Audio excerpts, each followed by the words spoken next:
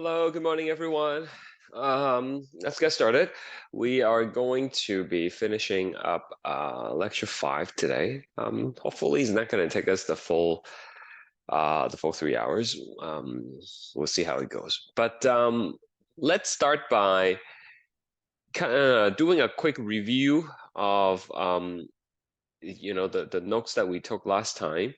Um, by filling out this fill in the blanks section here in the study guide.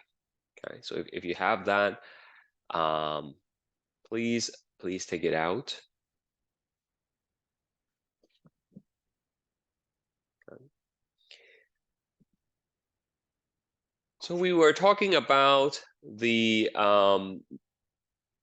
axon of the of a neuron, right? So here's your typical neuron, and there's going to be your axon right here. And we were looking at how signal is being propagated, transmitted down the axon. So the membrane is more negative on the inside than it is outside.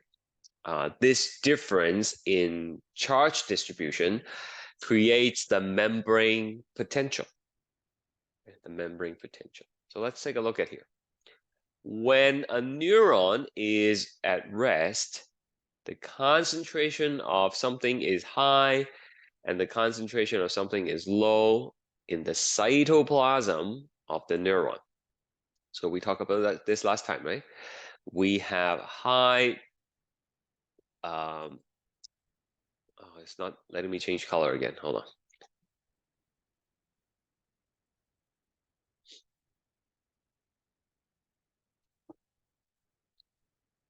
Okay. We have a high concentration of potassium inside the cell, right? High concentration of potassium. And the concentration of sodium is low in the cytoplasm. The resting potential is created by what? What contributes to this difference in charge on the inside and the outside? Does anybody remember?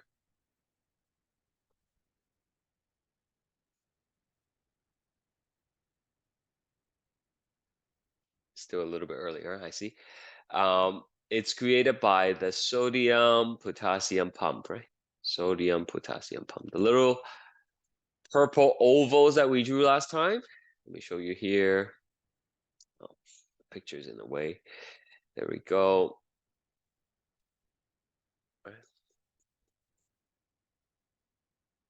In this diagram, we can see the purple ovals, right? These ones, right? They are responsible for moving sodium out and bringing the potassium in. And as they're doing it, because it's not the same amount that is being exchanged, you're losing more positive than you're bringing in. Over time, this creates a more negative charge on the inside. Okay, so the sodium-potassium pump is responsible for creating the resting potential. The pump works by pumping, as I just showed you, sorry, why is it not working? I don't, okay. Sorry, guys. Let me see what's going on here. What if I change to not full screen? Does that work now? It kind of works for me. Okay, works by pumping 3 sodium out, and in exchange, we will have 2 potassium being brought into the cell. This causes the inside of the cell to be more negative, than outside. The resting potential of the neuron has a voltage of minus 70 millivolts across its membrane. Okay.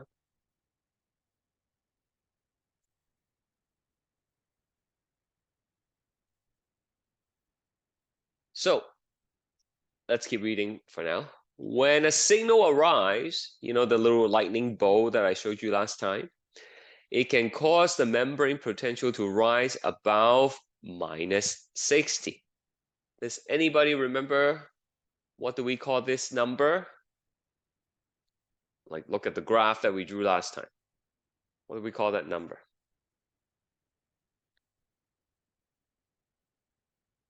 Threshold potential. That's right, that's the threshold. Threshold potential. It's a line that once you cross it, the signal is gonna get passed down the axon. Okay, if you don't cross the threshold, then you know it can come back down. And I'll give you an example of why, like what that looks like in real life later on. Okay, but once you cross the threshold, it will trigger the gated sodium channels to open. Now, I just want to make a quick note here, right? Gated sodium channels, if in case you forgot. These channels are regulated by membrane potential. Okay? In other words, they will only open when the voltage is within certain range. I wrote it down last time. I just want to remind you, right? So normally they're closed, but for the sodium channels, it will open when it's at -60 millivolts. And then it will close when it reaches 30, right? So there's a range within which the channels are going to be opened. Now, just continue to visualize this, or if you have the notes with you, even better. The sodium-potassium pump had been busy. It has been pumping all these sodium out of the cell. So they really want to come back in, right? But they can't because the gate were not open when the neuron was resting. But once we open the sodium channels, so the opening of the gated sodium channels allows sodium to move which way? Is it into the cell or out of the cell? You just think about it in your head. Right? Yeah, you look at the picture, right? You have all these red dots outside. So as soon as you open the gate, which way do they go? Inside. That's right. Move into the cell. The influx means coming in. The influx of Na plus causes the inside of the cell to become more positive, resulting in a reversal of membrane potential. Okay. It was -70. Sorry. It was, okay. At rest, it was -70. And then at -60, we crossed the threshold. And then all the sodium start coming in, right? And if you look at the graph, the membrane potential just keeps on going higher and higher. -50, -40, -30, -20, 0. And then the sodium keeps on coming in. So now it's +10, +20, +30. So that's what it means by reversal of membrane potential. It was supposed to be negative, but now we flipped it because of the sodium coming in. This temporary reversal, as we will see, is called an action potential. That's where we stopped with the note last time.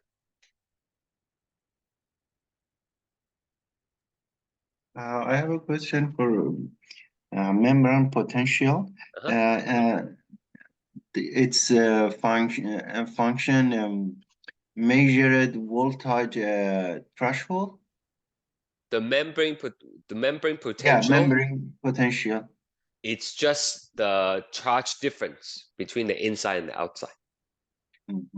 Okay, so like if you measure it during different times, during different phases of how the signal is moving, you will get different numbers. When it's not doing anything, When the neuron is not doing anything and you measure the difference, it's minus 70. Okay. Thank you. Okay. Any other questions?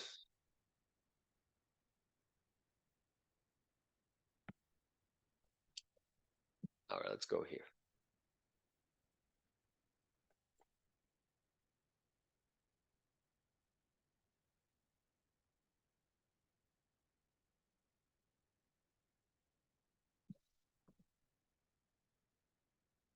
So this was the graph. Do I have the graph on the graph page? Let me see. I do. Okay. So I just put it here because I wanted it to be in the same note, right, as last time. But we're gonna go back and forth again. All right. So let's take a look at the situation again in this picture. We're gonna draw a new one soon. Now, over here, the signal originated from like the beginning, right? And so all these sodium channels are open, and we saw the sodium come in. So they will keep on coming in, and on the graph you will see it keep on rising and rising and rising. But when it hits around 30 millivolts, the sodium channels are going to close. Okay, look here. Right? It says sodium channel closes at 30, right? There is no why, okay? Like that's just how the protein function, the membrane protein functions, okay? It's like built in, right? So it's going to close at around 30. And then what's going to happen? Well, let me draw a new picture for you.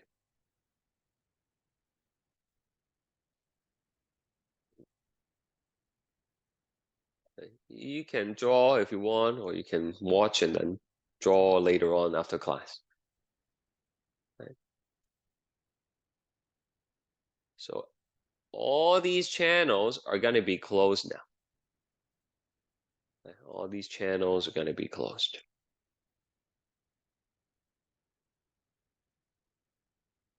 I'll write a note for you. Sodium channels. You can call them gated channels. Doesn't really matter, okay? Gated sodium channels close at 30 millivolts. Following depolarization. Okay, depolarization is the word that describes the rising phase of the graph, right? It's caused by the influx of sodium. Right? So we have a lot of sodium inside.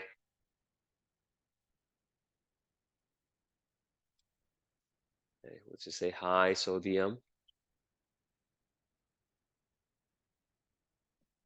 Right? So far is the same as the previous picture, right?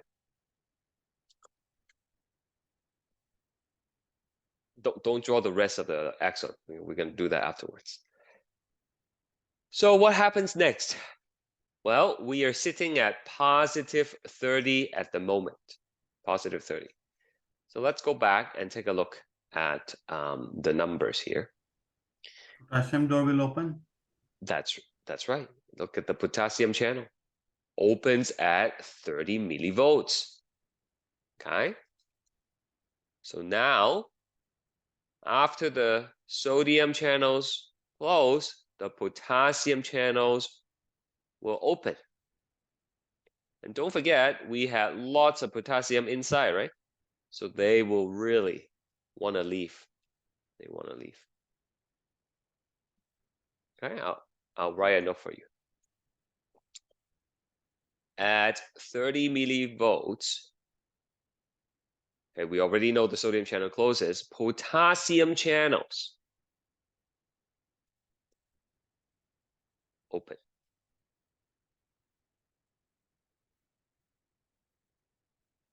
And potassium ions will leave the cell.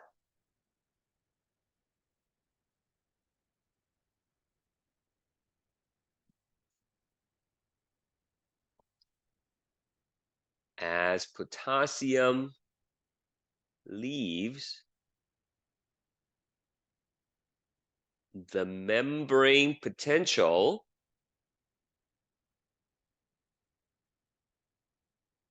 will do what?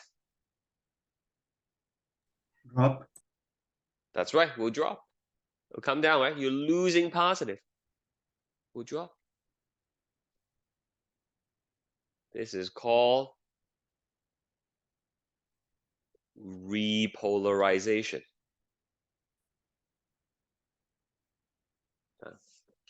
Polarize in this context means like it's like negative on the inside, right?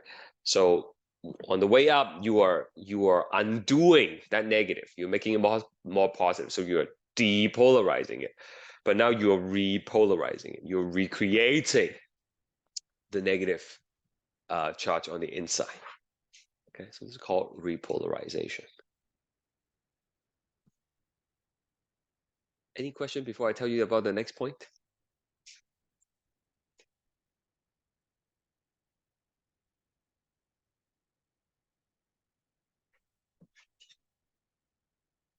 Okay, so there are two driving forces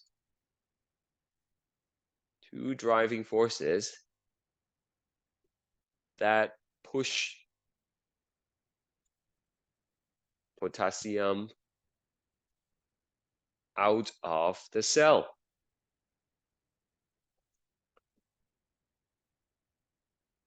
Oops. Number one, concentration gradient.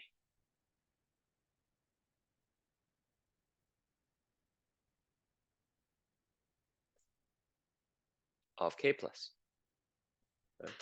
This one is easy to understand. We have a lot of potassium inside because initially the sodium potassium pump brought them in and then they want to leave. So naturally they will go down their concentration gradient. But there is another driving force, which is electrostatic repulsion. Okay. Remember, like charges repel each other. Look at the inside here. Look at the inside here. It's super positive. Right? We're sitting at positive 30. So the positive charges really want to get away from each other, right? The sodium wants to leave too, actually, now that there is like so many of them on the inside, but the doors are shut. Okay. So when they open the potassium one, all these positive charges kind of help push the potassium out. Okay, so electrostatic repulsion, which means positive ions. Okay, this is like both Na plus and K plus in this case, repel each other. All right. So I'll give you a moment to let this sink in. You know, if you have questions, now it's a good time to ask.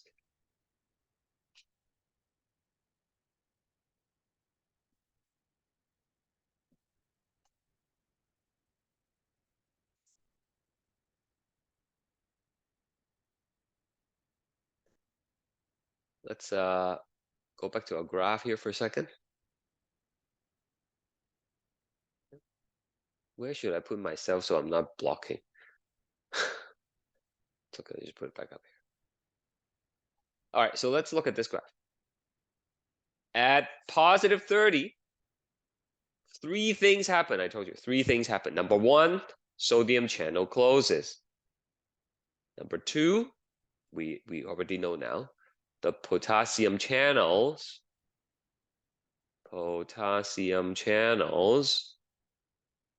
open. And as soon as the potassium channels open, again, I just told you that they will leave, right? All the potassium is going to leave the cell. But there are two driving forces that push the potassium out, the concentration gradient as well as the repulsion.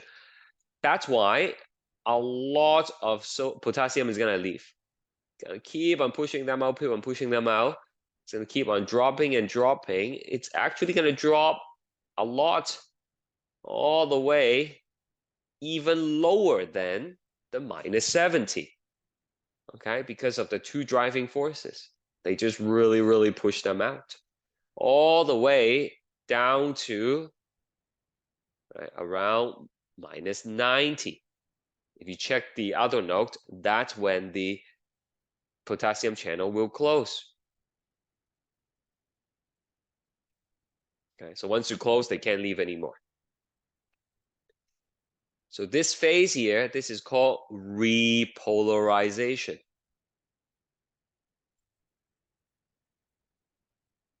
Okay, repolarization, and is caused by the efflux of K plus. Influx means to bring them in. Efflux is to send them out. So the influx of sodium is causing the depolarization. But then when the potassium leaves, the efflux, that's causing the graph to come back down.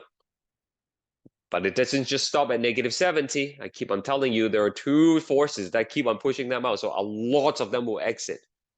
And it will exit until -90. That's when the gates are gonna close.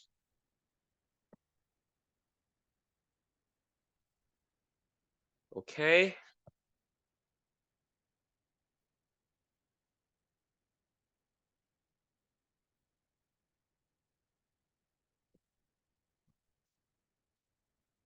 Now let's write some description here for the ions. What should I put at this point?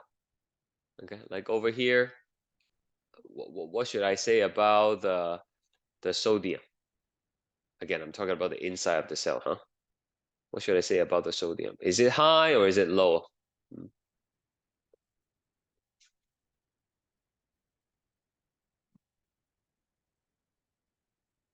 It started as low, right? Because of sodium potassium pump, but after the influx of sodium, is it high or is it low? That's right, Sarah. High. High, yeah. And what about potassium? Is potassium going to be high or low? High. That's right, because they never left, right? They haven't gone anywhere yet. The gates are closed. Okay. And then once we reach 30, then the repolarization will occur, and then we are all the way down here. What's going on with the sodium concentration at this point? Is it high or is it low?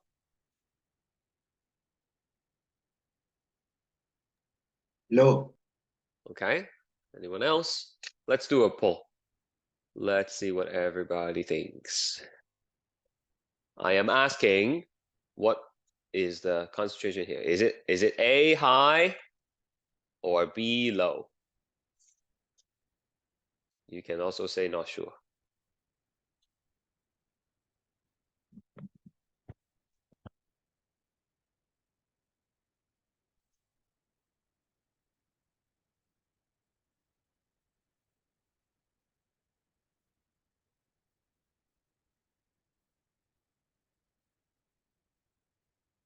Okay.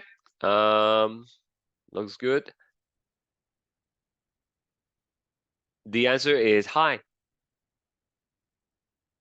High sodium. Why? Well, they all came in, right? They all came in along with the influx, the depolarization. But once you get to once you get to positive 30, the red doors, the sodium channel closes. So they have nowhere to go. They can't go anywhere anymore.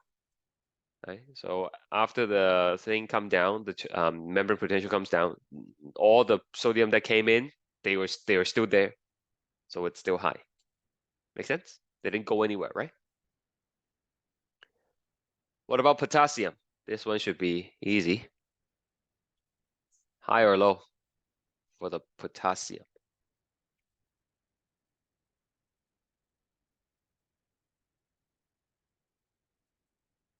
Well, hopefully, you know it is low, right? Because they all left, right? They all left. They got pushed down by the light charges, and they went down the concentration gradient. A lot of them left. So at this point, right here, this point has a name. Right? This point has a name. This is called I'm just gonna use black. This is called hyperpolarization. It's too negative. Right? Polarization just means negative. Not really, but then you can think of it like that. So when you're becoming less negative, then it's depolarization. If you're becoming negative again, then it's repolarization. If you are hyper polarized, then you are like way too negative. More negative than the -70, right? Now, at this point, okay, pay attention, huh? At this point, the neuron is not going to be ready to transmit signal again because of two things. Right? Number one, we are too negative. It's supposed to be at rest. It's supposed to be at -70, right? But now we're at -90, way too negative. The second problem is that the ion distribution is backwards of what it's supposed to be. Okay, so let me do a quick note here. At this point, the neuron is too negative. And ion distribution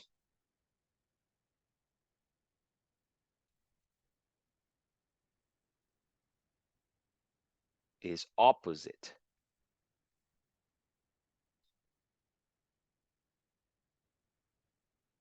to the initial condition.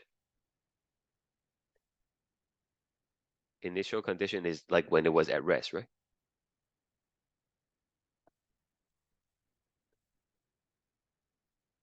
So it's not able to transmit the signal again until we fix this problem, until we get it back to -70, until we take all this extra sodium and put it outside, and then we bring back some potassium, right? So you go back to here.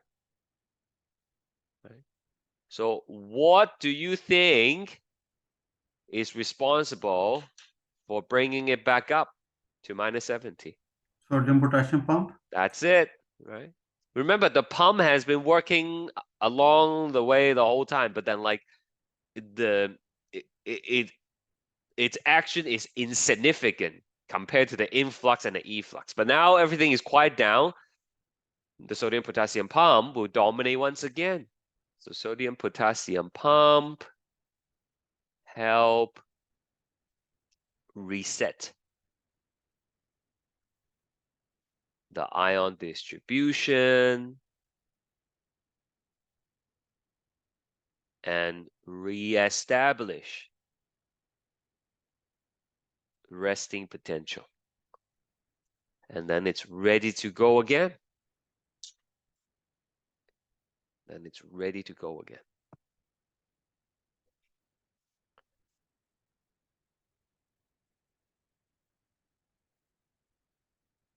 I have a question, Professor. I think I Can know you what it is, but go ahead. Okay. No, go ahead, go ahead.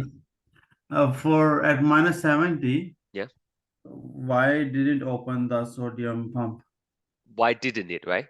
Is what you're saying? Yeah. Yeah. I know. I know. That's what I thought you would ask. Very good. I'll get to it in a second. Okay. So this part here, you see? The flip of the charge going from negative to positive is just temporary, right? It doesn't stay positive. It just goes positive briefly, and then the efflux follow it, just falls right back down. Okay. So this here is called the action potential. Okay. It refers to, as the fill in the blank said, the temporary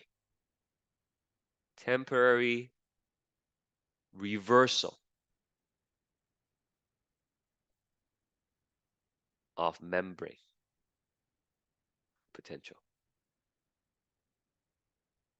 Okay. Flips from negative to positive. Okay. Just briefly. Okay.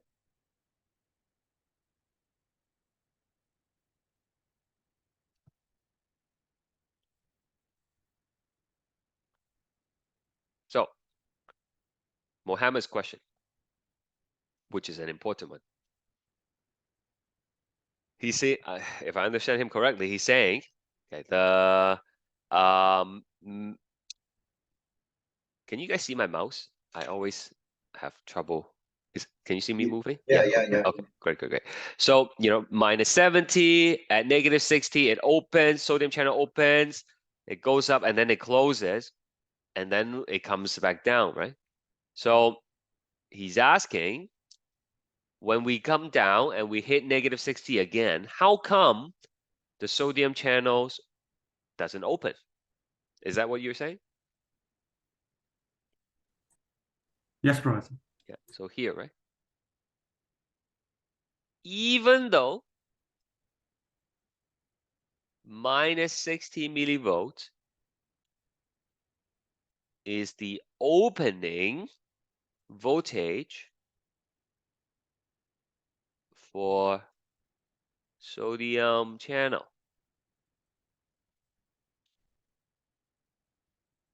but they will not open because I actually told you why last time. Does anybody remember we wrote it down in orange?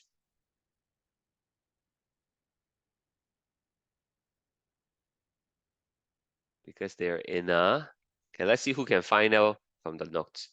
Okay, because they're in a what period? Resetting period? Yeah, they are in a refractory period. Okay, so look back at the notes. Like I said, when a channel open and closes, they will enter a refractory period during which they will not open no matter what. Even if you hit the opening voltage, they will just not respond. Okay, you gotta wait for it. You gotta reset it, right? And that's important because otherwise, like if you open the sodium channel again at this point, what's gonna happen? Well, crazy things gonna happen, right? The sodium will start to move around, and then maybe they will leave, and maybe more will come in because potassium goes out, and you might draw more sodium in, right? And then it just kind of like fluctuate up and down and end up not doing anything. Okay, so that's why it's important to have the refractory period. Okay. Yes, Professor. Thank you. Yeah. Now we are not done because all this stuff is talking about what is it talking about? Hold on. All this stuff, it's much easier when I do this like in the classroom when I have like multiple blackboards. But everything that's happening is only talking about this section. Okay? What's going on like further down?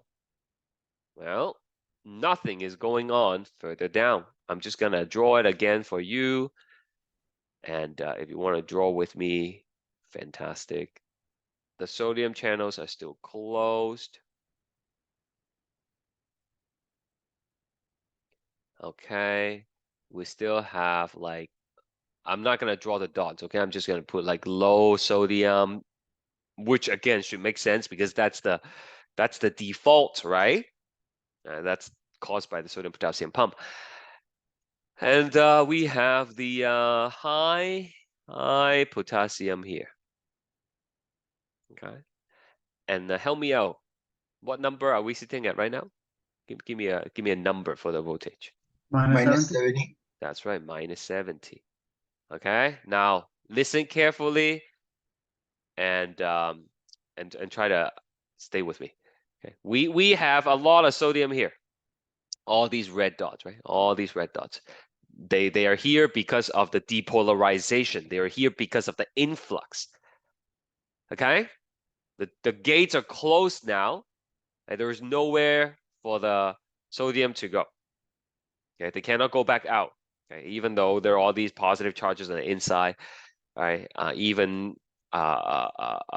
It's high on the inside and low on the outside. They can't go anywhere. The red doors are closed. But look at the picture. There is actually one place it can go. It can't go out, but where can it go? They can move forward. It can move forward. That's right.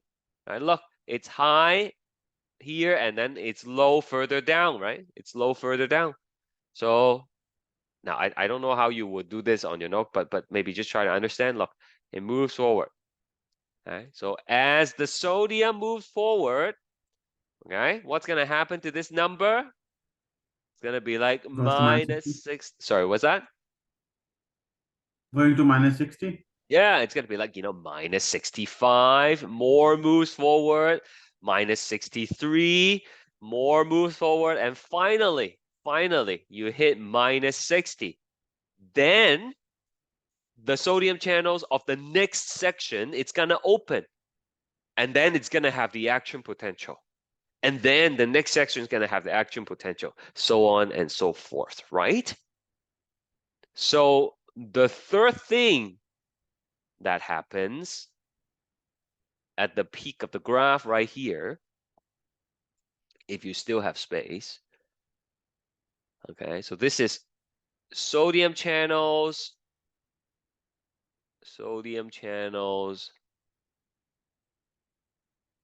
of the current section. Close. But sodium channels further down. Further down the axon opens. Open. Okay. So it's like a domino effect. It's gonna trigger the next part to go and the next part to go, so on and so forth. All right. Now I will try to explain this to you with a series of diagrams. Don't draw it, okay? Just try to follow what I'm saying, and then you can draw it later on. You might not even have to draw it, okay? Once you understand it. Now, by the way, like this graph is packed with information, right? Packed with information that will help you on the quiz. So please reorganize it, make it your own, use your own set of colors, highlight things that need to highlight. I would definitely have this right next to me when I'm doing the quiz, which is not happening anytime soon, okay? So next week, Monday is family day, no class. We're gonna have a class on Wednesday though. And then where am I? Yeah, we're gonna have a class on the 21st, and then it's engagement week.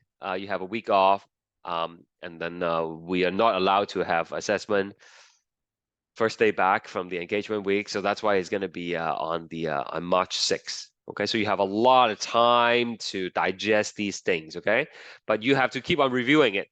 Okay, if you put it aside and then don't touch it until March, you're gonna forget most of the things. Okay, so I'm gonna draw you some pictures. Again, just sit back and listen. Maybe that's what you're already doing, which is fine. Okay, so here is our axon, right? Here's our axon. Okay, so right now, let me just copy this guy first. Right now, we're gonna have -70, -70, -70, -70, -70, all the way down, right? This guy's not doing anything. Okay, but maybe you touch something hot, and now it's time to send a signal. So, you know, there's gonna be some kind of excitatory signal. Remember there are red signals and green signals? Green ones are excitatory, pass the signal on. Red is inhibitory, right? So let's say there's an excitatory signal, which means we're gonna have the lightning bolt. Okay, then what's gonna happen? Well, what's gonna happen is with the lightning bolt, this is gonna cross the threshold. Okay, it's gonna cross -60, and I'll tell you how that happens later. Okay, like we know later on along the axon, it's because of the sodium creeping forward, right? But how did the first one get pushed over the threshold? I'll tell you that later, okay? Not there yet. But somehow the lightning bolt, the stimulus, this is the stimulus. Okay, the lightning bolt is the stimulus. It arrives and it pushes it over the threshold. Then this is going to become +30. +30. What about the rest of it? The rest of it is still at -70. Okay, so this first part here is experiencing the action potential, the flipping of the membrane potential, right? So it lights up. It switched to positive temporarily. So it goes ding, it lights up. So far, so good, I hope. Then what happens? Well, after it lights up, it's only a brief moment, right? And then the sodium channel is going to close. Potassium channel is going to open. As soon as the potassium channels open, the potassium will leave. And then it will send the membrane potential plummeting. It will go down, down, down, down, down, down, down, all the way to -90. But then, you know, because of the action potential, some of the sodium is going to move forward. It's going to push the next section over the threshold. Okay, and then it's going to cause the next section to open the sodium channels, and then the next section is going to become 30, and the rest will still be 70. So now this next part lights up. Okay, and what happens? Then this section, the first section, it's going to get reset by the sodium potassium pump. Right? Remember, this is hyperpolarization. It's way too negative, and the ion distributions are backwards. So you got to reset them. So that's going to reset it back to 70. Okay. What about this section? Well, we're at 30. So sodium channel closes, potassium channels open.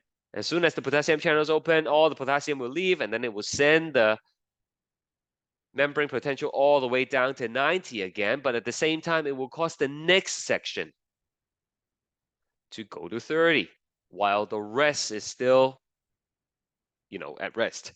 They are still at -70. I have a question, Professor. Yeah. So the sodium ion moves forward, right? Okay, yeah. In second picture. Yeah. But why does not move backward? Why does it not move backwards? Yeah, because there's negative gradient there as well. Sorry, what? Okay, so like over here, right? Yes. Because the sodium, let's look at the graph here. Yeah. So after the sodium moves forward, Right. okay, the previous section is already being reset by the sodium potassium pump, right? Right. Right. So like it's gonna go back to low again. So low is not gonna go to low, right? Okay. Yeah. Okay. So this one continues to happen, etc., etc., right? And then you think of the whole axon. Let me see if I can do this for you. Let's just draw one more time here. So essentially, this part lights up. Okay, that's where like the signal, right? The action potential dings, it lights up, and then it will keep on lighting up one part at a time, and the signal basically just moves down the axon. This looks terrible. Okay, but it keeps on moving and moving and moving and moving until it gets to the axon terminal. Okay, by the time it gets to the end, the neuron would have already reset itself. It's ready for another round of transmitting signal. So this method of transmitting the signal down the axon, that's what's called action potential. Okay, now time for questions. So I understand that when it goes to 30, Mhm. the negative ingredient is -70 in front of it. On the back, it is -90. It is -90, yes. Gates are in refractory period, but it has less sodium in the back as well. I don't know if it has less sodium at the back, because like, over here, right? Over here, it's high, right? So Right. here is also high. The only point that's low is forward, because at the Okay. front, that's where the low is gonna be, right? Right. Yeah, so Okay. that's now why I it's only gonna go forward. Make got sense? it. Yes. Anyone Uh, else? yeah, Professor, when the axon passes threshold, um, when the axon passes threshold, lead different voltage lead or make a magnetic circle, magnetic energy for movement to axon go ahead to the terminal axon. Yes, not Is magnetic this though. correct? Electric. Yeah, electrical signal. Electric. Yeah, Electric. electric. Yeah, Yeah. because it's ions, right? It's charges, right? Yeah. Yeah, mhm, Yeah. that's right. Okay, so this is a lot of stuff. Make sure you go through this yourself. Maybe you need to watch the video a couple of times. I guess I'll just leave this here in case you wanna, take a look at it later. Okay, we have another big note, but I think let's take an early break so that you can just, rest a little bit first. Let your brain rest a little bit. If you don't need a break, fantastic. You can. Where is this? You can fill in the blank here. Okay, there's like a few more blanks for you to fill in. You can also, try to label the different parts of the graph here and start putting it the events and stuff like that. But let's take a quick break, okay? Let's come back at 9:25. Okay, see you in a bit.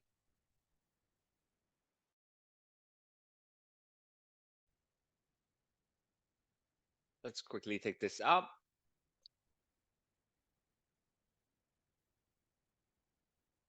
The reversal of membrane potential causes the gated sodium channels to close. That's the first thing that happens. And the gated potassium channels to open.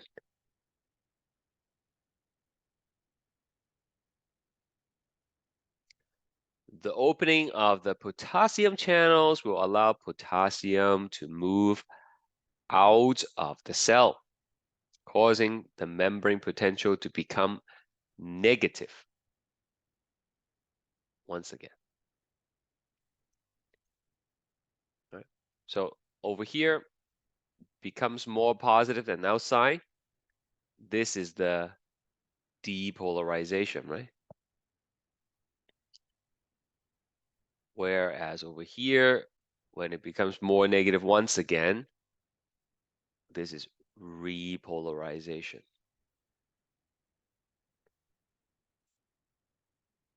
At this point, the membrane potential is approximately -90, and the concentration of sodium is high, while the concentration of potassium is low. So the membrane potential and the ion distribution will be restored by sodium-potassium pump. Okay. That's all.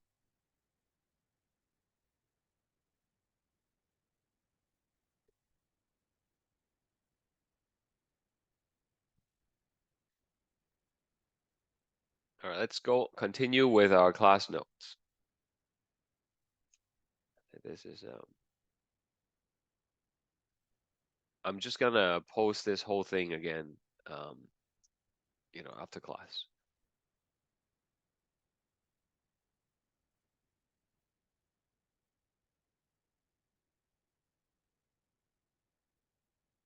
So here is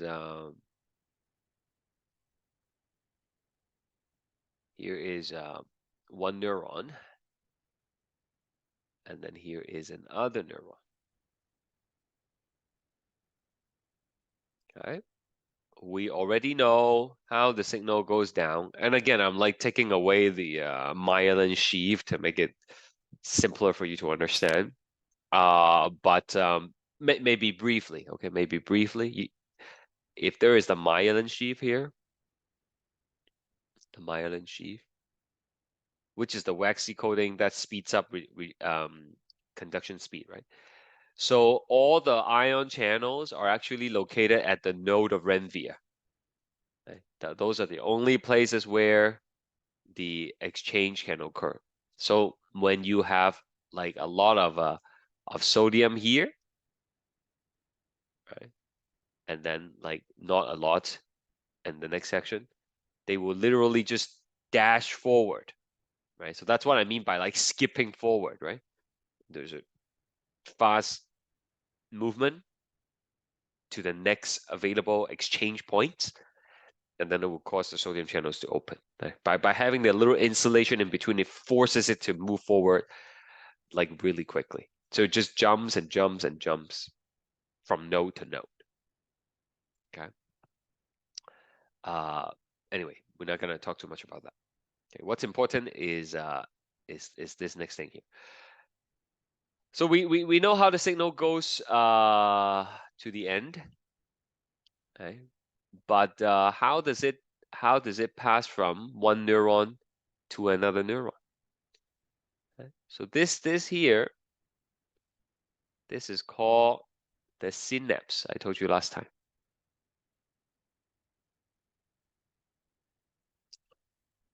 The neuron that's before the synapse is the presynaptic cell, presynaptic neuron, but it doesn't always have to be another neuron, right? Like it could be the sensory receptor, right? So they typically call it presynaptic cell, and this one is the postsynaptic cell. It's important to understand the neurons don't touch each other. They're not physically connected. Physically touching two neurons is gonna create like a short circuit. And that's not good. If you don't understand what a short circuit is, think of a battery and then you connect like a paper clip from one end to the other, then the electricity is just gonna flow super fast, right? That's a short circuit. It will heat up the wire. In fact, it will melt the battery terminals, okay? So that's like very dangerous, right? So having two neurons physically connected to each other, it's kind of like that, okay? So we have to have a little bit of gap between the neurons, and that's what the synapse is, okay? So this note is about synaptic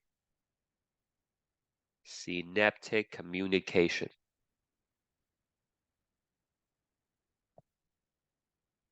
between two neurons. Okay, it doesn't have to be between two neurons. It could be between a neuron and an effector. We will learn that later for muscle. Okay, so it's possible to have a synaptic connection between a neuron and a muscle cell. Right? But we will focus on the neuron and then between a neuron and a neuron for now.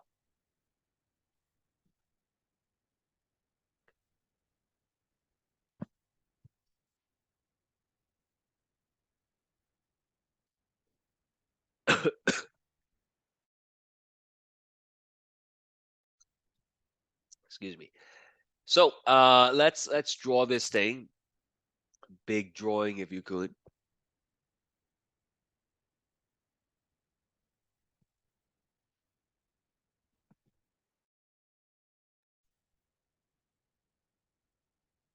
There we go. And then we're gonna draw another one here.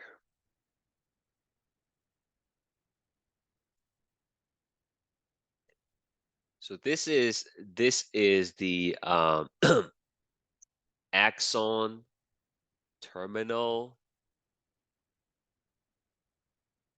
of the presynaptic cell.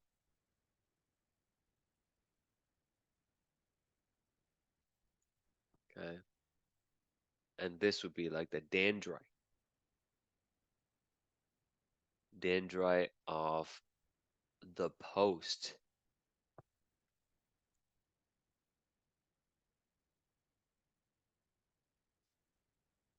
synaptic cell.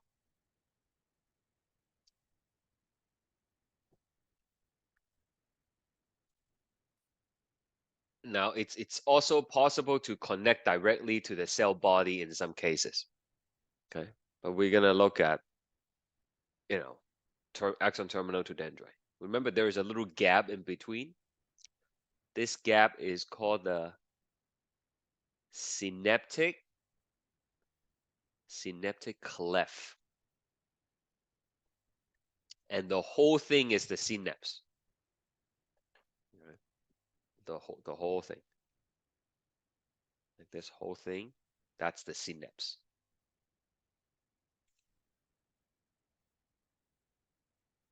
All right?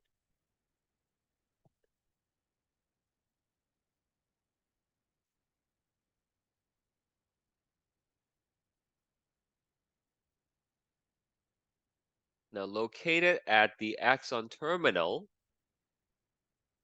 of the presynaptic cell are these vesicles. So these are vesicles containing neurotransmitters.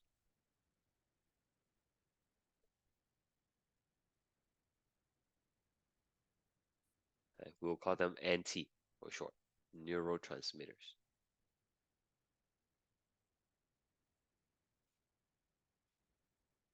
Okay.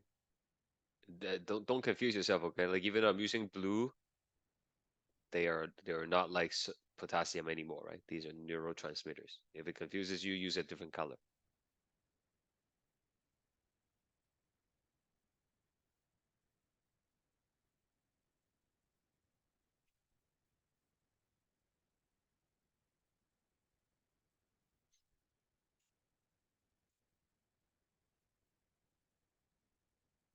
So neurotransmitters are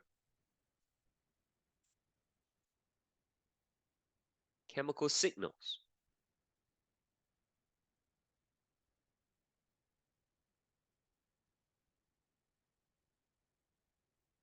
used for communication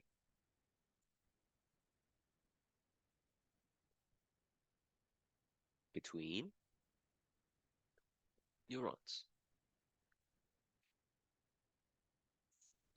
Okay? They could be proteins, right? They could be just like a nucleotide sometimes. There are different kinds.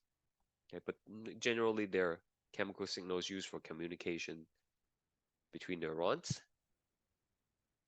Some neurotransmitters are excitatory.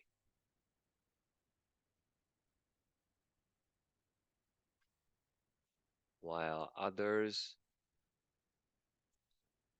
are inhibitory.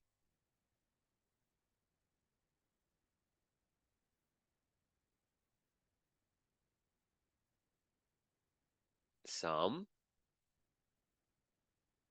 can have different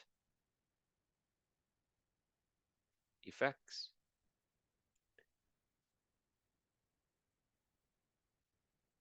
depending on the location in the brain. So last class when we labeled the neuron, right? I told you there are some green arrows coming in, red arrows coming in. Those arrows are basically, you know, the type of neurotransmitters. Some neurotransmitters will be excitatory, meaning it will tell the neurons to fire. Others are going to be inhibitory, telling them to not fire. And some could be excitatory in one part of the brain, but inhibitory in another part of the brain.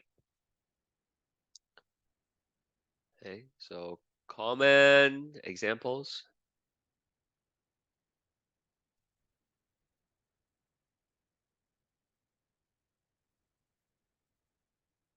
Like things that people know. Like what's that thing in the brain that makes you feel happy?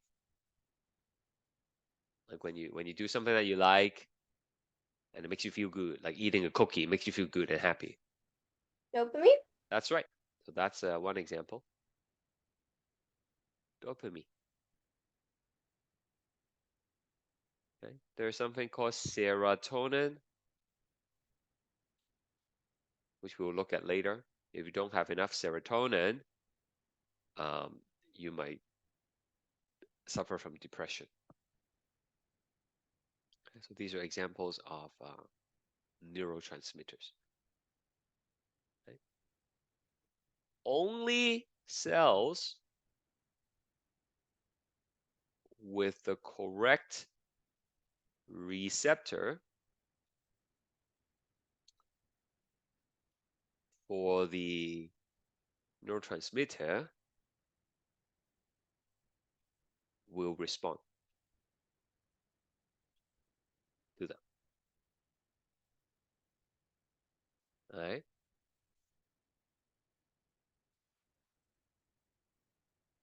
So if we have the blue neurotransmitter here, and let's say this, don't draw this, okay? But let's say the next one only has like purple receptors, then releasing the blue neurotransmitters will do absolutely nothing to that cell. Okay, melatonin's not a neurotransmitter. Melatonin is a hormone, but it's produced in the brain and it makes you sleepy. Okay, but it's a hormone. So the difference is hormone is secreted into the blood and then it affects the, you know, cells that have the target for it, right? Whereas the neurotransmitter is released into the, you know, between the neurons here. Like, do you guys understand what I mean? Like if you release the blue neurotransmitters, then only cells, only neurons. Remember, it's not just one-to-one. There are many neurons around, right? Only neurons that have the right receptor, the blue receptor in this case, they will respond. If you only have the purple receptor or the orange receptor, even giving you the blue neurotransmitter is not going to stimulate them. Okay, so to put it in proper terms, right? Let's say the blue dots here represents dopamine. So the neurons will have to have dopamine receptors in order to react to them, right? We call them dopaminergic receptor to be proper. Okay, dopaminergic receptor. Okay. Any question? So is it only one kind of like inhibitory and excitatory neuron transmitters, or Oh, there are does many. it- There are many types. Mm, Yeah. Yeah, okay. there are a lot of And neurotransmitters. Some are excitatory, some are inhibitory. they are specific for only one job, right? They cannot do any other job. Other job like what? Let's say if there is one inhibitory neurotransmitter, Uh-huh. it cannot do excitatory job. Okay, so some can, right? Some neurotransmitter, as here it says, right? Some can have different effects depending on the location of the brain. Take dopamine, for example. Okay. In the reward system of the brain, which we'll learn later, reward system is like, when you do something that you like, it makes you feel good and you want to do it again later. Okay, like eating. Okay, so when we eat, we feel good, we enjoy the food, right? So in that part of the brain, the dopamine creates an excitatory effect. Okay, this excitatory effect creates the happiness, the euphoria that you experience when you do things that you like. In another part of the brain that we'll look at later, called the substantia nigra, the dopamine has inhibitory effect. It blocks unwanted motion, unwanted movements. Right? So the same neurotransmitter, but opposite effect in different parts of the brain. Not all neurotransmitters are like that. Some are exclusively excitatory, while others are exclusively inhibitory. Does that answer your question? Yes, Professor. Thank you. Okay. So here we go. I will try to explain this. I'm not gonna write down everything. Right? I'll try to write down what I can though. All right, but just try to listen first. And there is the action potential.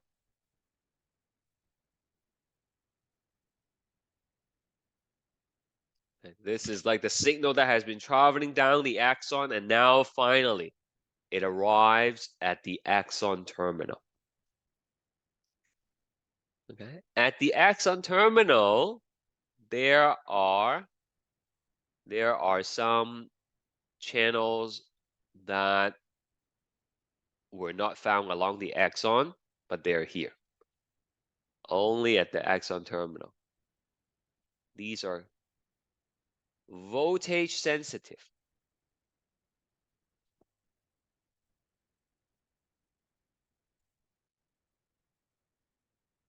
Calcium channel.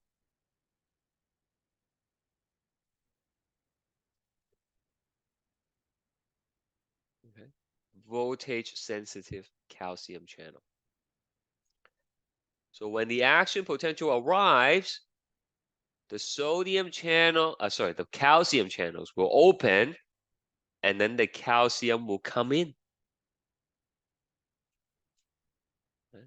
Let me just write this down here for you. I'll put 1 here. Okay. And then on a separate piece of paper, you can write this. When action potential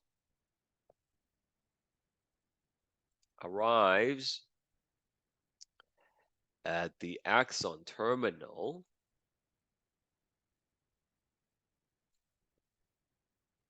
calcium channels open.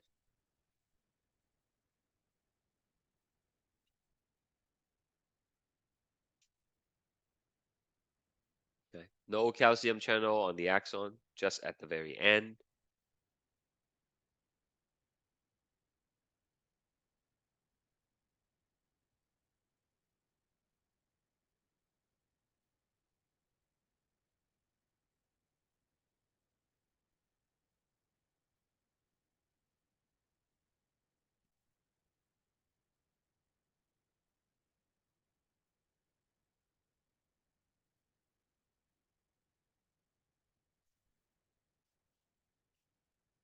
And the function of the calcium is to move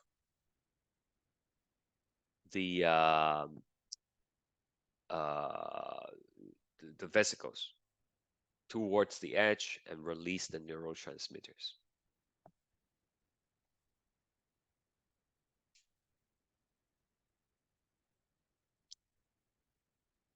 So in this picture, the calcium comes in. If I ask you on the test, what moves the vesicles towards, what triggers the release of the neurotransmitter? You're gonna say is calcium. Okay, so like it's like this. They move towards the edge. They will fuse with the edge. Fuse with the edge.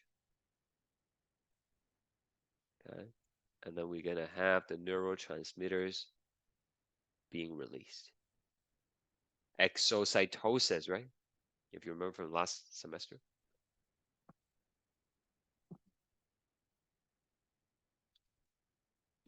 Is that okay?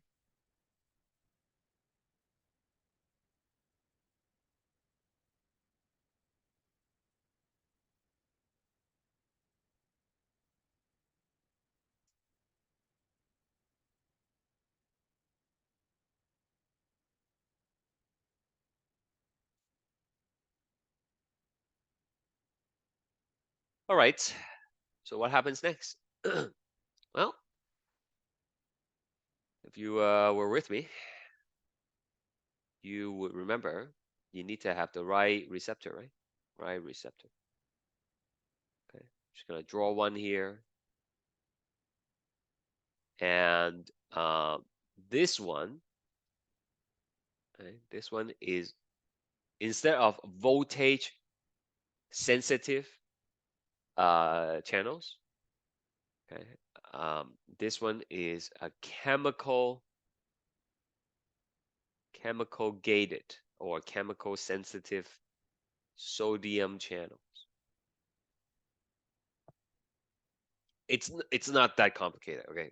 Basically, it means instead of being regulated by voltage, this one is being regulated by the presence of a chemical. The chemical being the neurotransmitters. Okay. So right now, this is sitting at -70, right? This is like the dendrite. Huh?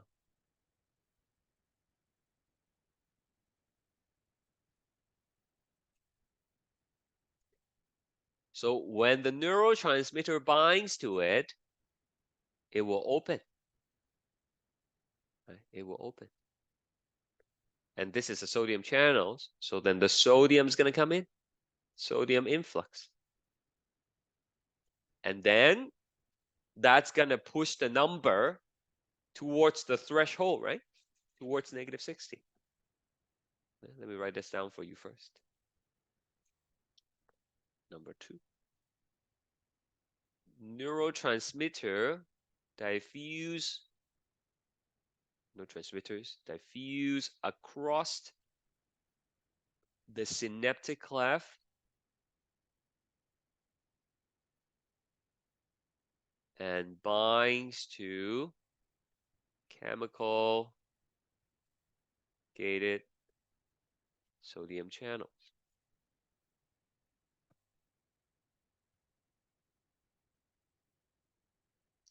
Opening sodium channels will push the membrane potential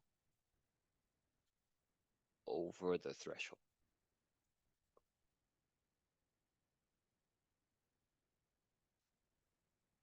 Okay, and once you go over the threshold, then that's like the lightning bolt at the beginning, right? That's what's triggering the first section of the axon to go over the threshold, and then it gets passed down.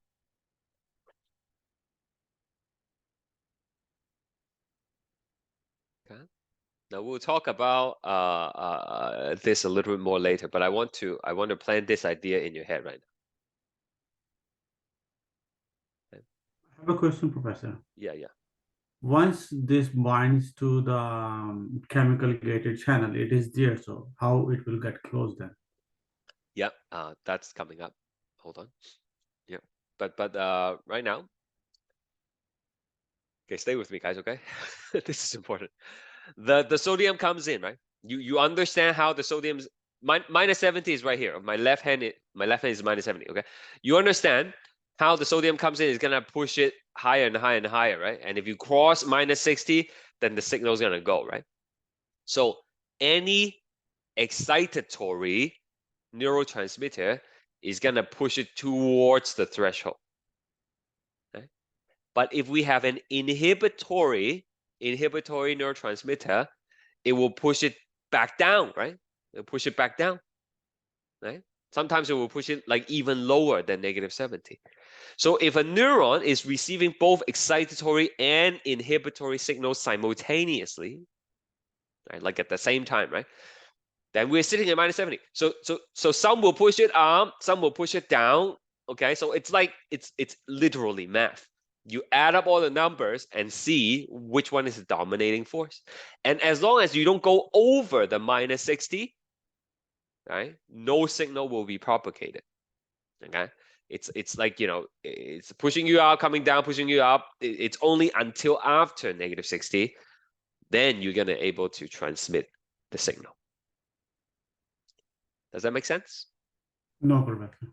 No? Okay. So -70. Okay, this is the threshold -60. Okay. Excitatory signal will push the membrane potential towards the threshold, because once it gets past the threshold, you will transmit the signal, right? Whereas inhibitory signal will bring the membrane potential down. So if the same neuron is receiving both kinds of signal at the same time, then it's a mathematical summation, mathematical addition of all the green signals and the red signals. And the final number needs to be over -60 for the signal to be transmitted. Professor, my question is, inhibitory signal Mhm. decrease it Mhm. or increase it by moving sodium or what, potassium. Yeah. So this one brings it closer to -60 with the sodium, right? Yes. But this one, I haven't given you concrete example of how it does that. Okay, we'll look at it. Okay, one way to do it is to bring in negative ions. Okay, it's possible to bring in negative ions, as you will That see. makes sense. Because before I was thinking one is bringing the ions in there. Yeah. So how it's decreasing it will only decrease the voltage. Right. Exactly.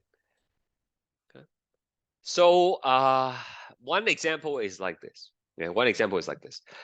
You stick your hand into a bucket of ice water. You know, like do it today, right? I mean, like don't actually do it, but like visualize doing it. Do it today outside, super cold, right? You stick your hand into cold water, right? And you try to hold on in there for as long as you can. Right? So your body natural reflex is to take the hand out. Okay, so to move the hand, right? To move the hand, you need to send a signal down there and tell your hand to move. So your body is telling you to move the hand. That's excitatory signal. Okay, but then because like I'm telling you to try to hold it there, right? Hold it there. So you are doing conscious override to what your body naturally wants to do. Okay, so you are consciously sending inhibitory signal to the hand and saying, "Don't move, hand." Okay, we are doing this, I don't know, for a competition or something. Okay, if you can hold your hand in there for the longest time, you get $100. Okay, so your body is sending excitatory signal, is trying to push it over the -60. If it succeeds, then your hand will move and get out of the cold water, right? But you are consciously suppressing that, counteracting that. You're sending inhibitory signal to the hand. So the two things are conflicting each other. But if your mind is strong, you can have stronger inhibitory signals. But eventually, you're going to get to a point where it's so cold that you just can't handle it anymore. And then your body wins. Your automatic reflex wins. The excitatory signal wins. And it goes over the threshold, and your hand automatically jerks back out of the water. Do you understand that? That might not be the best example, but like it's like the one I can think of on the spot. Yeah. Okay. So a lot of times it's like multiple conflicting signals And then at the end, it all comes down to, you know, are you able to go over the minus 60? Okay. That's it. So now we understand how signal gets passed down the axon, and we understand how signal gets transmitted between the neurons. Now the question, another question that was being asked was like, how do we close the channels? Okay. So I think we have taken enough notes. Let's just go back to the PowerPoints. And oh, we have a bunch of poll questions that we haven't done. These are really easy, okay? So I'll just do the poll anyways, okay? Just participate if you can. I'm not gonna spend too much time on this. Just get like 30 seconds. Something this simple, you should know if you had been paying attention.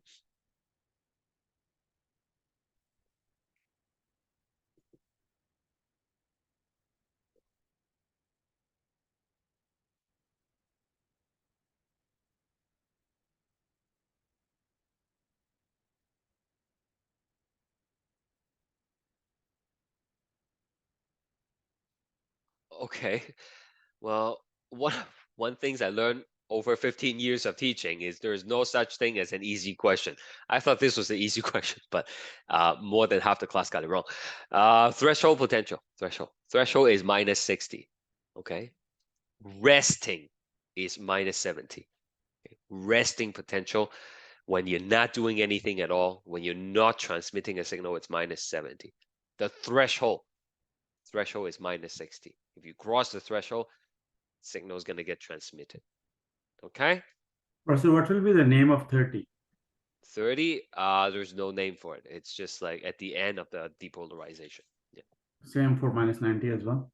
The negative 90 would be hyperpolarization. Hyperpolarization. Thank you. All right, what is this? Let's try this one.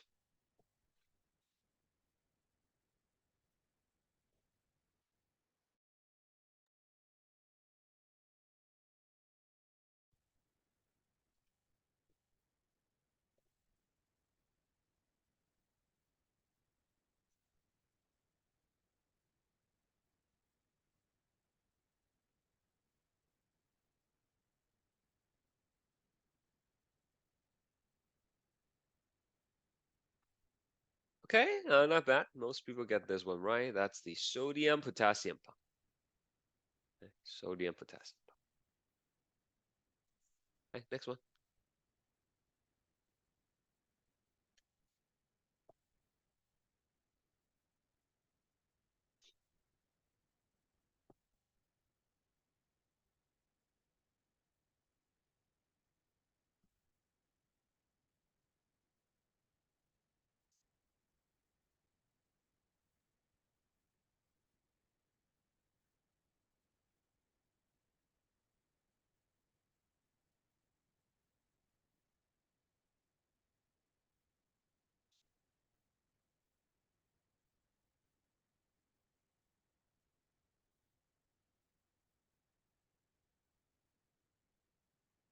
Right. Depolarization is the rising phase of the graph, which is caused by influx of sodium. Okay? Look at the graph. Right, so these are like standard questions. You will get some of these on the quiz. But then next one is a difficult one. Next one is like an application question.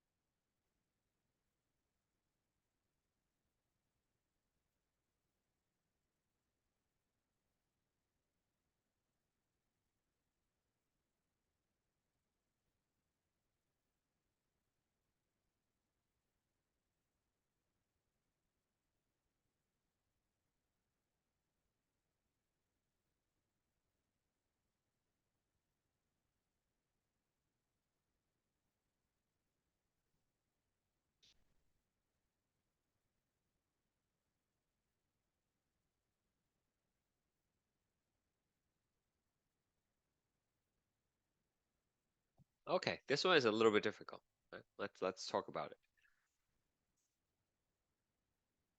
Hypokalemia, that's like low potassium in the blood, can result in hyperpolarization. Okay, so this is minus 70.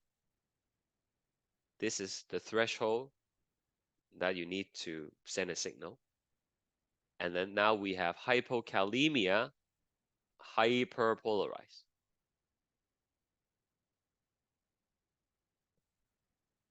Hyperpolarization. Okay, hyperpolarized. So we are lower than minus 70. That's what hyperpolarization means, right? Look at the graph. Right? When we're at negative 90, that's hyperpolarized, right? So let's see. A. Some sodium gated channels will spontaneously open. No. We are further away from the threshold. Right? If anything, they are not gonna open. Right? It makes it more difficult to open them because now we are further away from the threshold. Resting potential is more negative than normal. Hyperpolarized means more negative, right? A greater than normal stimulus is required to trigger action potential. Yes. Right? Normally, we only have to go up by 10 millivolts to trigger an action potential. But now that we are hyperpolarized, we need to go like, I don't know, negative 30. We have to go like 20 or 30, right? Depending on how hyperpolarized you are, right? Okay. So not uncontrollable muscle twitching, because then the sodium channels are more difficult to open. If anything, it makes your muscle weaker, which is actually true. Threshold potential, unchanged. Threshold is like predetermined, right? It's always at minus 60. So whether you have high potassium, low potassium, that's not going to change that cutoff, right? So the correct answer is C.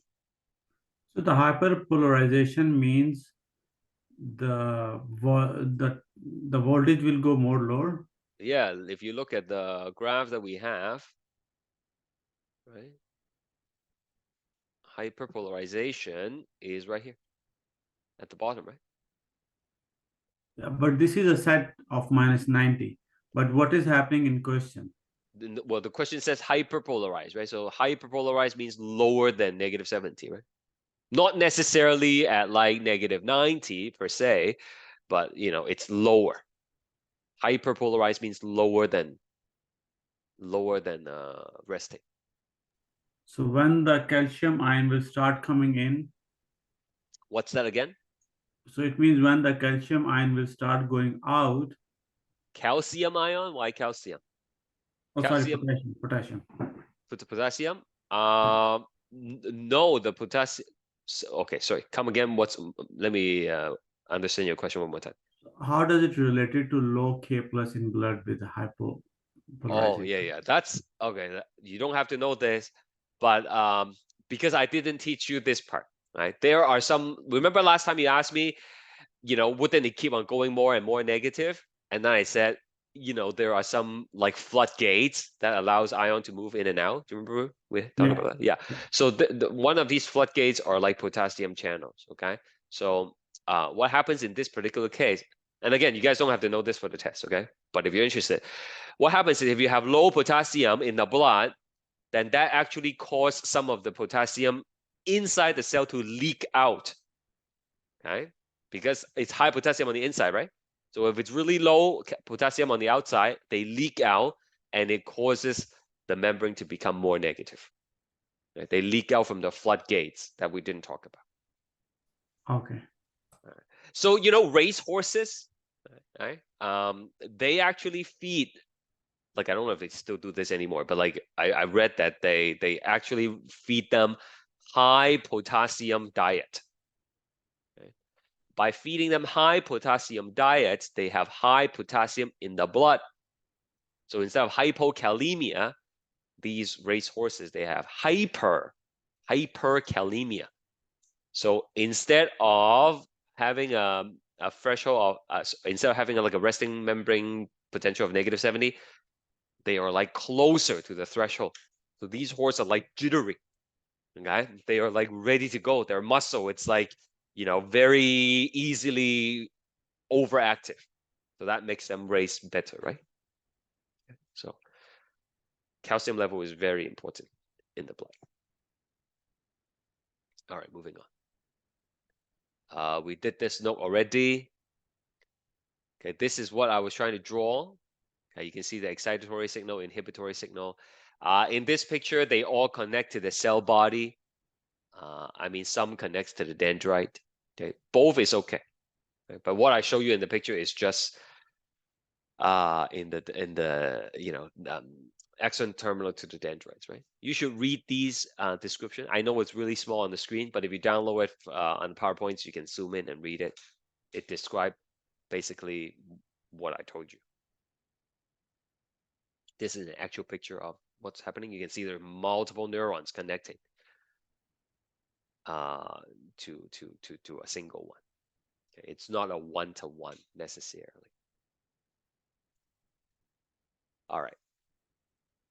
Then we have to remove the neurotransmitters when they're done their job. Okay? We don't want the neurotransmitter to stay there and keep on transmitting the same signal over and over again. Right?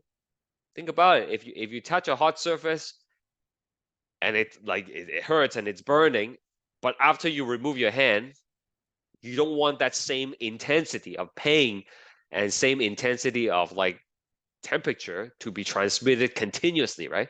Like that would be terrible. Like you will be in constant pain. So after the signal has been transmitted, once the neurotransmitter has finished exerting their effect, you need to remove them from the synaptic cleft. Okay, so you can do it through a couple of ways. Right?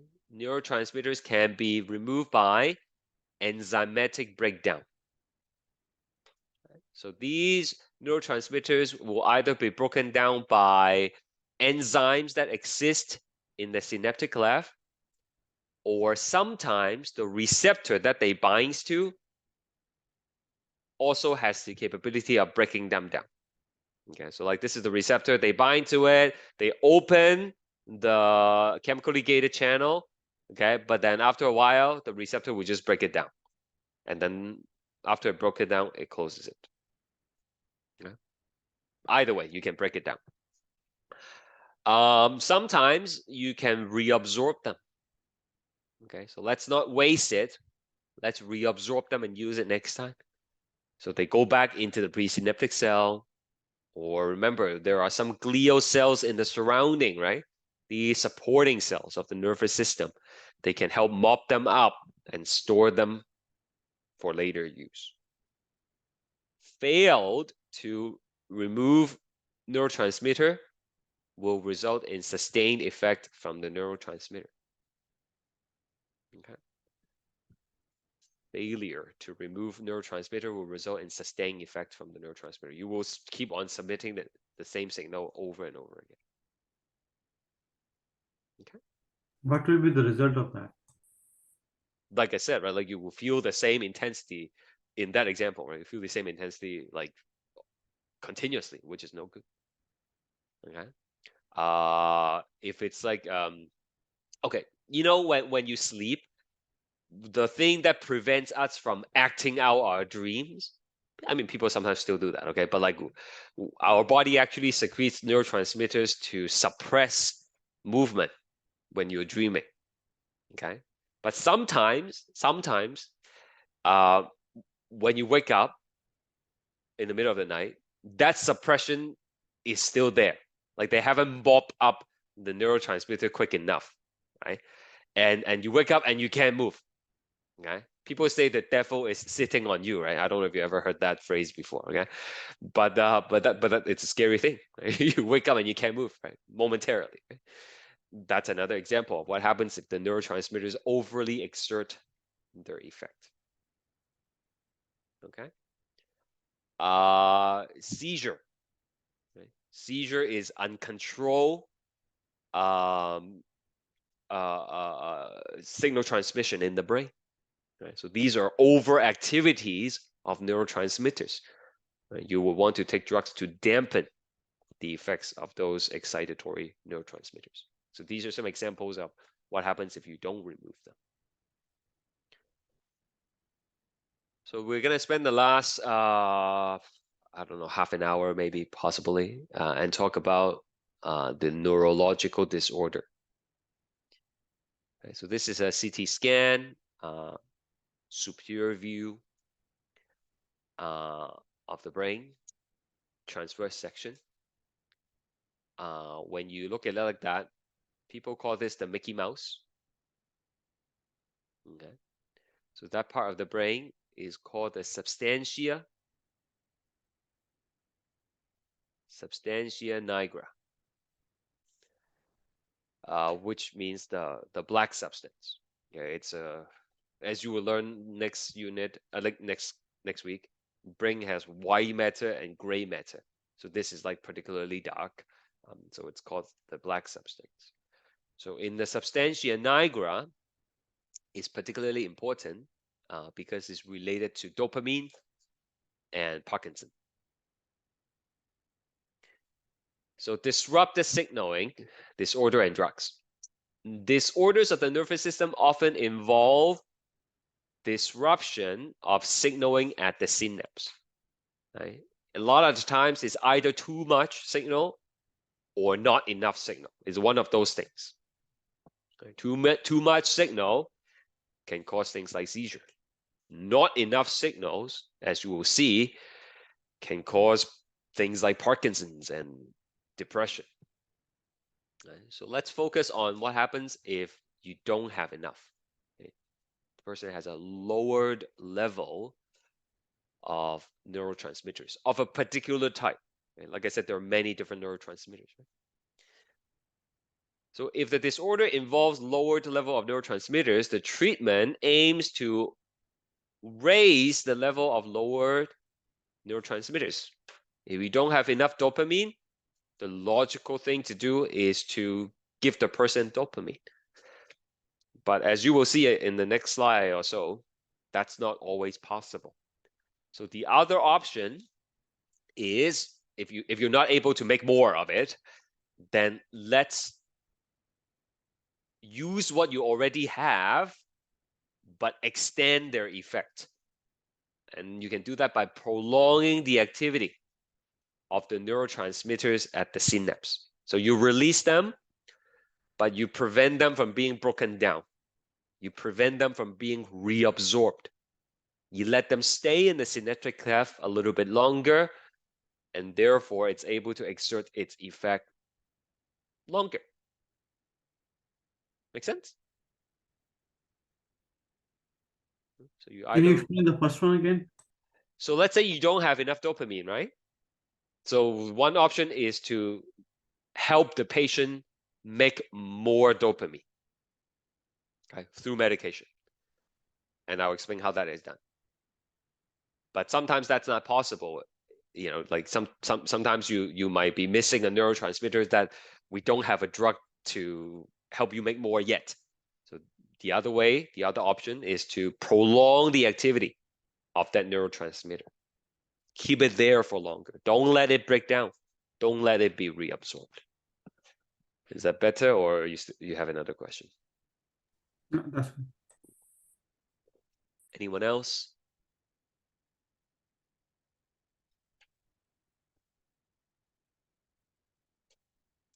So dopamine.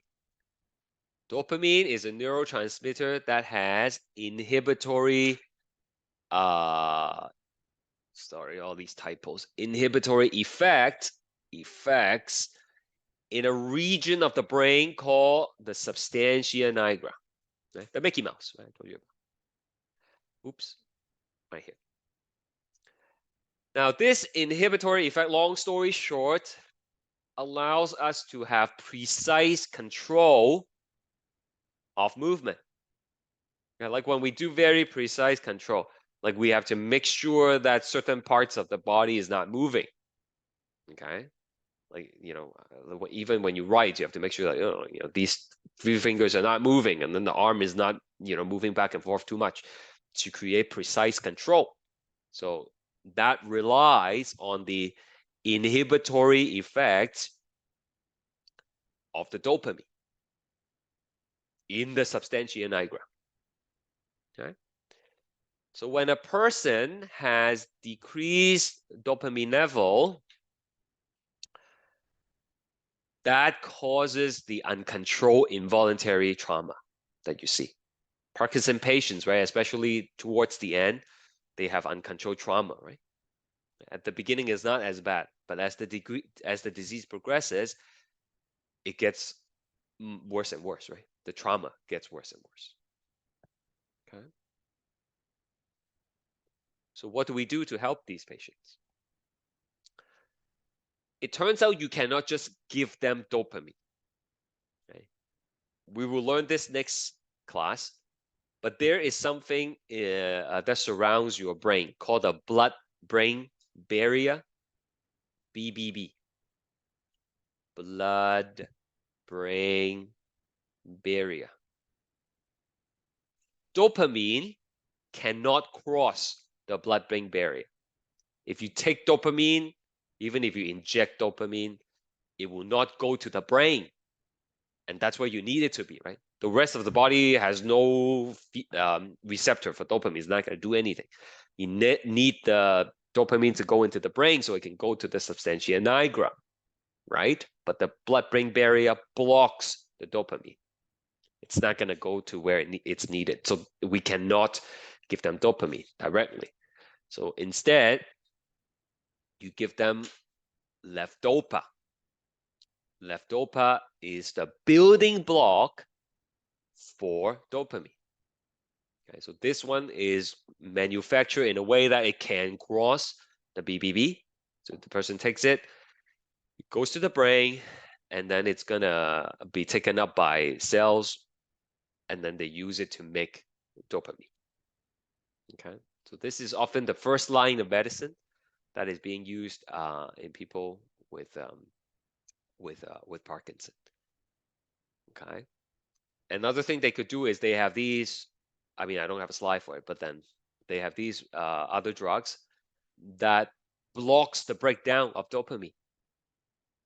Right, so the person released the dopamine, they keep them there in the synaptic cleft, so they could exert their effect for longer periods of time. Okay, so as time goes on, you might have to do a combination of these strategies. You give them drugs like levodopa to help them make more dopamine, and then you use drugs to prevent their breakdown once you make them, so it stays there and be able to exert its effect. But the problem with a lot of these drugs is the brain is very, we call them plastic. Okay? Plastic means it's able to adjust. Eventually, your body will get used to the dose. It's like drinking coffee, right? Which I'll talk more about later. I don't know if any of you drink coffee, but then like before, like long time ago, when you started drinking coffee, you feel its effect, right? But now, you drink the same amount or you drink more, it doesn't have the same kick, right, in the body. Yeah, it's same thing for people who take drugs, right? That's why people eventually sometimes could overdose, because they end up taking more and more to chase the high, right? Your brain get used to it, right? So same thing with these drugs. Eventually, your body get used to it, and they would have no effect. That's why there's no cure for Parkinson, right?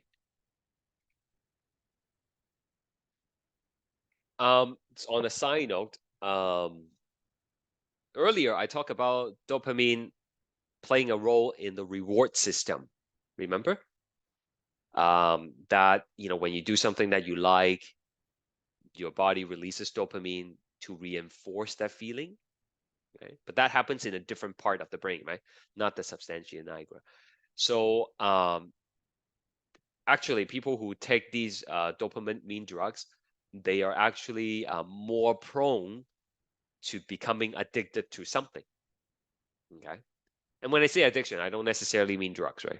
Okay. Like people can be addicted to all sorts of stuff, right? What are some other addictions that you can think of that does not involve drugs?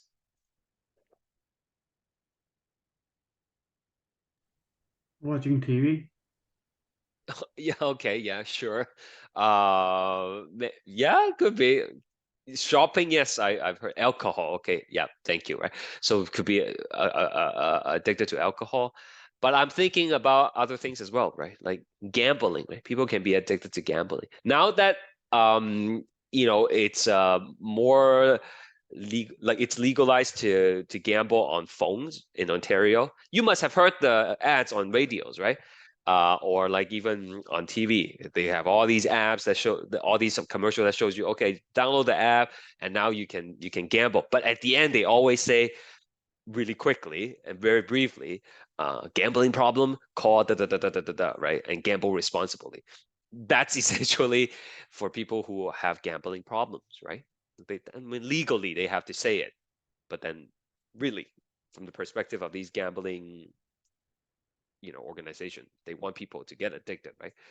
um, and anyway, I went on a tangent. Back to the point is people who take these kind of drugs for the dopamine, they are actually more prone to getting addiction, right? Because yes, it will fix the trauma, it will control the trauma, but at the same time, more dopamine means you're reinforcing that reward system in the body, right?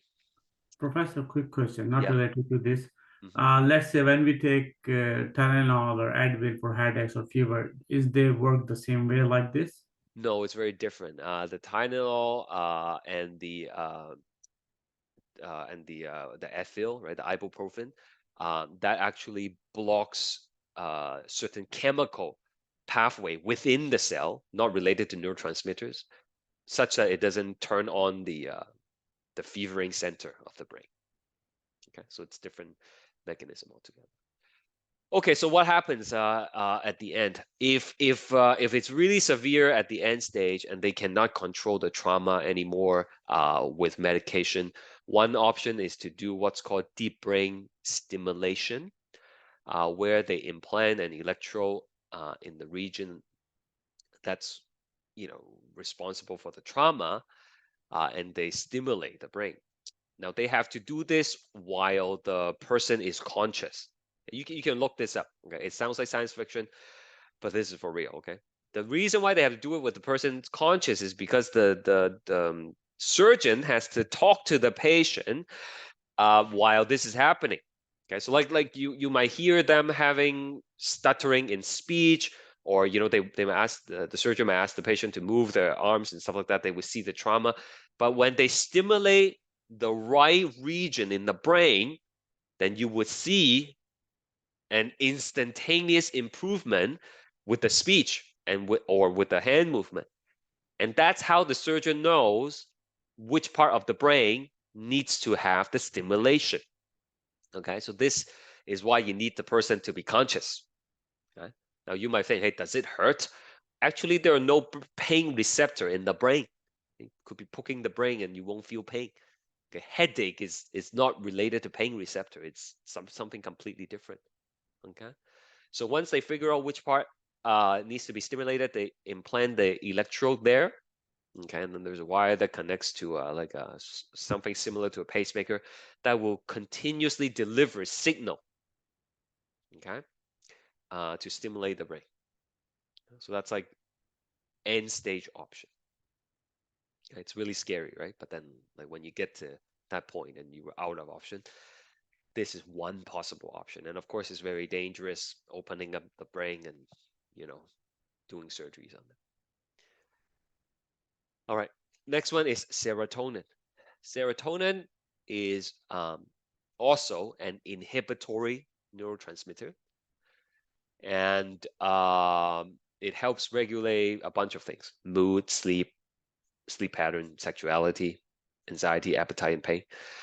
And what happens is if the person have low serotonin level, that's connected to clinical depression. Okay, so this is not like, oh, I feel depressed today, okay, because I have a lot of work to do, okay, or you feel sad for like a couple of days. This is like clinical depression, right? Prolonged periods of depressed state, and the person can't help to get out of it themselves because it's not a psychological thing purely. Okay, this is a physiological situation. It's something that's going on in the body that you have no control over, right? So what happens is there are these drugs that are called serotonin reuptake inhibitor. SSRI for short. Selective serotonin reuptake inhibitor. And there are many different brand names for it, but Prozac is the famous one that many people have heard of. These are the top-selling drugs in North America. And many people rely on these antidepressants. And what it does is it blocks the reuptake of serotonin. Okay, it prevents it from being taken back into the cell. And you know, it prolongs its effects, and it counteracts the depression symptoms. Okay, that's all. Lots of stuff to worry about for the quiz. So please start studying. I want to go through some application questions in the study guide though. Okay. There it is. First one. Adenosine, as in the adenosine triphosphate adenosine, acts as a neurotransmitter. When sufficient level of adenosine builds up, it slows neuronal activities and make a person feel tired and sleepy. Caffeine is a stimulant and its effects is related to adenosine.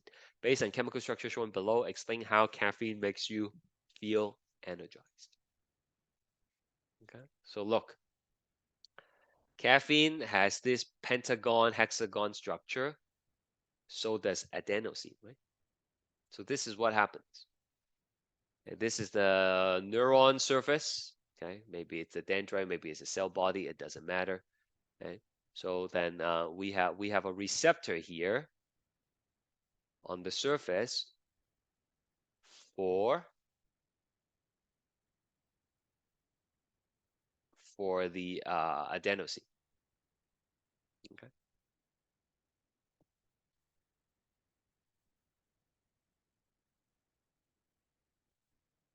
So what happens is, let's say these little triangles represent adenosine. Right, so you have some triangles here. They will bind to it. They will bind to it, and then it will slow down. It will slow down the neuronal activity, right? And then you will feel tired. Right, so this slows the neuron, and you feel tired. That's what happens with the adenosine. So let's drink some coffee. Right? Let's drink some coffee, drink some tea, drink something that has caffeine in it, the Red Bulls, whatever. Okay. So it's a different molecule, which I'm gonna use this shape to represent. But the tip is the same. Right? So what happens is when you have caffeine, if you have enough of it, they will compete with the adenosine for the same receptor. Okay. In fact, what it can do is it can knock out the adenosine and bind to the receptor. But they are just like placeholder. They have no effect. Right? They don't trigger anything. They just block it and binds it and you know, knocks away the adenosine. So even though you have these adenosine floating around, they can't bind to the receptors anymore because the caffeine is blocking the receptor, right? So that makes you feel energized, even though like you don't have enough sleep or something like that. Does that make sense so far? Yes, but you said with the time the effect go less. If That's we right. have So enough receptors blocking, Yeah. why the effect is go That's less? right. So I'm gonna talk about that next. Okay. So I in university, first year university, I started drinking coffee. Right. That's the first time I drank coffee like in my life. That stuff is magical. First time I drank it, I was able to stay up like very late to study. Okay, but eventually it loses effect. Okay, when I started working, I had to drink like a whole mug of it. Okay, just to keep me functional. And if I don't drink it, I get withdrawal effects. Okay? Some people are okay. Some people, when they stop drinking, I'm talking about coffee, okay, not alcohol. Some people, when they stop drinking a coffee, it's fine. They have no effect. Okay, my brother-in-law is like that. He drinks coffee a lot, but if he don't drink it for 1 or 2 days, 3 days, no problem. He can go on and off, no problem. But me, at the time, when I stopped drinking coffee, I get these massive headaches, and I couldn't even function. I remember one morning, like I just wanted to quit coffee, and I did it cold turkey. Cold turkey means you just cut it right off, right? So that morning, I didn't drink any coffee, and I had to teach a math class in the morning. And I just remember like staring at the board and just like spacing out and look at the math questions, like kind of not know what to do, right? and I get this massive headache. So I was like totally not functional. Anyway, eventually I was able to quit, and I'll tell you how it happened. But let's think about why the coffee loses its effect over time. Okay, this is interesting for those of you who drinks coffee or Red Bull. So what happens is when the caffeine is blocking these receptors, I told you earlier, the brain is very plastic. Plastic, okay? Plasticity. Plastic means it's able to change. So your brain always try to restore equilibrium. It always try to go back to what it was before. So if you have some receptors here, for the adenosine receptors, and they are kind of blocked by the caffeine, okay? Your brain doesn't like that. It's like, you know what? I don't think the receptors are working. Okay? It's being blocked. Okay? We need those receptors. Let's put more on them. Right? And that's okay. They could do that because these are membrane proteins and you can make them, in the endoplasmic reticulum and whatnot, right? So you make more of them. Right? So now more are available and the adenosine will be able to bind again. And you feel tired again. Right? So what do you do? What do you have to do? You have to drink more, right? Okay, so you drink more caffeine. Right? Drink more caffeine. More caffeine. And now you feel energized again. But there is got to be a point where you just drink, you can't drink too much, right? Too much caffeine actually, people die from drinking too much caffeine, literally, okay? There are kids like in high school that drank too much caffeine and that gave them arrhythmia and they die. Okay? Search it on Google. But, there's going to be a point where you are just drinking it to keep you functional, right? That's what I was. I drank it to be functional. And if I don't drink it, I get the withdrawal symptoms, right? So what happened when I cut the coffee cold turkey? I cut it cold turkey. Cold turkey means you just stop abruptly, right? So all these caffeine is gone. Gone. But I have all these receptors, extra receptors that weren't there before I started drinking coffee, right? So now all of them are gonna be bind with the adenosine, which overly suppressed my neurons, making me like extra tired, giving me the headaches, okay, sensitivity to light and all those things, right? Okay. So that's what happens, not just with caffeine, but with other drugs as well. Okay. I used to teach this other course a couple years ago that talks about the opioid crisis. Some of you might be aware of it. And I don't have time to go through it with you, but I will post a video for you to watch if you're interested. It talks about people who are on these opioids, and if you stop them abruptly, they would experience these kind of withdrawal symptoms. Except it's much worse than the caffeine withdrawal. Okay, like they get flu-like symptoms. It's unbearable. That's why they have to, keep on finding sometimes illegal ways to help with the withdrawal. Okay, that's why you always have to taper it off and not stop abruptly. Okay, so blessing us, does it go back to normal? Yes, and the way to do it is not to go cold turkey. Okay, not to go cold turkey. You gotta taper it off. Right? So what happened was, my back to my story, right? Like, because eventually after I have kids, and then I was like, this is not gonna be too good. Okay, like if I keep on drinking coffee to stay awake, it's not gonna work. So then I try to quit again. But this time I try to reduce my intake. So I was drinking like 500 to 750 milliliters per day. I cut it down to 500. So I keep it at 500, and I was functional. Okay, I don't feel any withdrawal. I keep it at 500 for like 2 weeks, and then I reduce it again to like 250 or something. And this took a whole 2 months, 2.5 months, I think, until at the end I'm just drinking like 2 or 3 sips. Okay. And then I would skip a day, and then I would be okay. And eventually I was okay. So like I haven't drank coffee for like, I don't know, 3-4 years now. I still drink a little bit of tea. But you know, tea is okay. Like I can go on and off, no problem. But basically when you tapering it off with the coffee, like you still get some blockade, okay? And then your brain is like, oh, okay, they are not like overly blocked now. Maybe we don't need as many of them anymore. So let's, you know, remove some of them. Right? And eventually it will go back to normal. And that's what happens with the with drugs like opioids as well. Okay, it's all has to do with these receptors. The video is really good, right? The one I'm gonna post.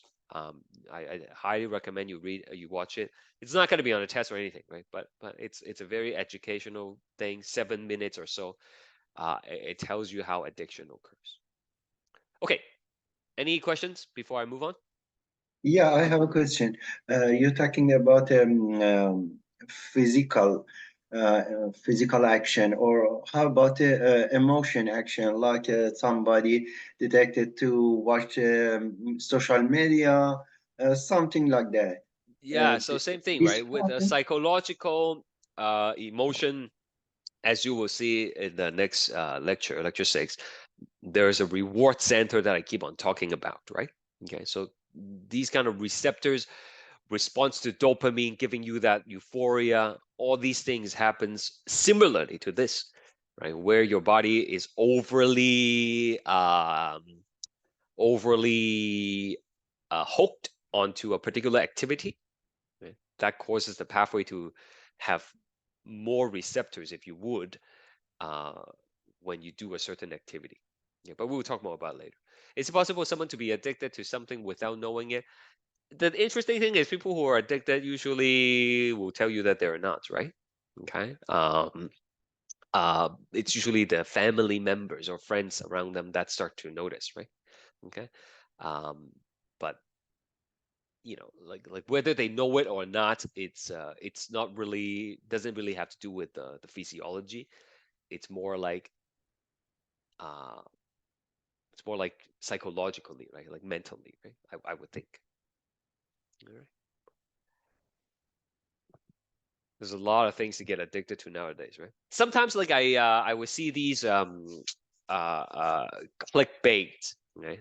On the internet. They have titles like this, and you can Google it. They would say things like the iPad to the kids, right, is like cocaine to the brain. Okay. And then your parents read that, they see cocaine and they were like, oh my God, right? And they would click into it, right? But it's not wrong for that comparison. But it's not just the iPad, okay? I can say that for like chocolates as well. A chocolate to the brain is like cocaine to the brain, in the sense that they both stimulate the reward pathway. Right? It makes you feel good when you eat that chocolate cookie. Right? You want to eat it again the next time. It's a reward pathway. Okay, so addiction has to do with the reward pathway. Anyway, I went on a tangent. Last question, and then I'm gonna stop. GABA. It's a neurotransmitter. I haven't told you about GABA. That's why it's an application question. That causes Cl minus to enter the neurons, or K plus to leave the neuron. Based on this information, predicts the effects of GABA on neurons with GABA receptor. Remember, you can only respond to a neurotransmitters if you have the receptor for it, right? Okay. To respond to dopamine, you need the dopamine receptor. To respond to GABA, you need the GABA receptor. Okay, so let's see what happens. This is sitting at -70 as a resting potential. So what happens if you bring in more CL? If GABA brings in more CL, it's gonna make the membrane more negative, right? Makes membrane more negative.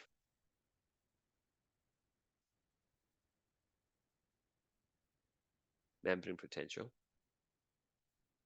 more negative. Right? Which means it's more difficult to push it over the threshold. Right? So this is an inhibitory neurotransmitter. Similarly, if it makes K plus leave, right? If you make more positive leave the cell, you are also making it more negative, right? Okay. So earlier I was saying the excitatory signal and the inhibitory signal, it's like a tug of war. It's, it's at -70 and it's trying to push it up to -60, and then sometimes it's pushing it back down, back and forth. But once you cross -60, there is no coming back. The neuron is going to fire and the signal is going to go. That is all for lecture 5. No class on Monday. Wednesday, we will do the lecture 6. Please get some colors. We will be coloring the brain. And there are a lot of diagrams in the brain. Okay? You definitely would want to print the study guide out. Any last question before we stop? So all these positive and negative ions make the resting position changes, or what is it? Exactly, right? When the CL comes in, it's gonna make it more negative, right? So instead of -70, it's gonna go down to whatever, -60. Sorry, no, -80. Okay. Same thing with the K plus leaving, right? Okay, so that decrease the resting position. That's right. That decreases the resting potential, making it more difficult to fire this neuron. So even if you have positive signals coming in, it's not necessarily gonna go because the GABA is there. It's like suppressing it. Resting potential becomes -80 instead of -70. That's right. Okay. Okay, have a good rest of your week and enjoy your long weekend. And I'll see you next Wednesday. Take care, guys. Bye-bye.